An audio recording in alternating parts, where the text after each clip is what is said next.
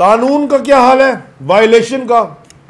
और मैं बड़े शदीद अल्फाज में मजम्मत करता हूँ जो कल ये परसों ये डॉक्टर यास्मीन राशिद की ऑडियो लीक उन्होंने की, पता नहीं कितनी आधी पीछे मिला के। देखें, कभी भी कोर्ट ऑर्डर के बगैर आप किसी को रिकॉर्ड कर ही नहीं सकते। मुझे अक्सर लोग फ़ोन करके कोई बात करते हैं ना, तो पूछते हैं कि यार अली आपसे ये बात कर लूँ, वो रिकॉर्ड कर रहे मैं कहा भाई ये मुल्क के मफाद की बात कर रहे हो या मुल्क के ख़िलाफ़ बात कर रहे हो? तो अगर मफाद की बात करो कर रहे थे रिकॉर्ड, हमने कौन सी चोरी करनी है। लेकिन ये कोई तरीका है कि ये आप रिकॉर्डिंग ला के और आप क्या सारी चला दें? फिर खान साहब ने तो कह दिया है, और अब तो खुद फरमा रहे थे वो जो गए हैं बाजवा साहब कि मेरे पास सबकी रिकॉर्डिंग है।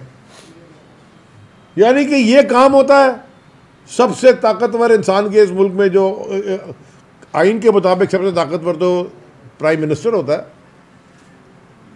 लेकिन रियलिटी में आर्मी चीफ पाकिस्तान में आपको पता है कितनी ताकत रखते हैं।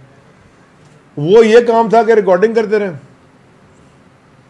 मैं भी सोच रहा हूं कि एक इंडिपेंडेंट प्रेस कॉन्फ्रेंस करूं और उस पूरी मीटिंग की जो डिटेल्स हैं, मैंने रिकॉर्ड नहीं की हुई, मेरे दिमाग में रिकॉर्ड है, वो एक दिन एक मीटिंग में बैठ के बताऊं कि डिस्कशंस क्या क्या हुई थी।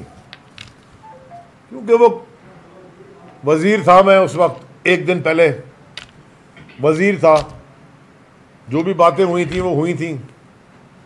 लेकिन अगर ये सिलसिला चलता रहा तो फिर मुझे नहीं पता कि ये किधर जाके रुकेगा। इससे पाकिस्तान की मईशत नहीं ठीक होने लगी।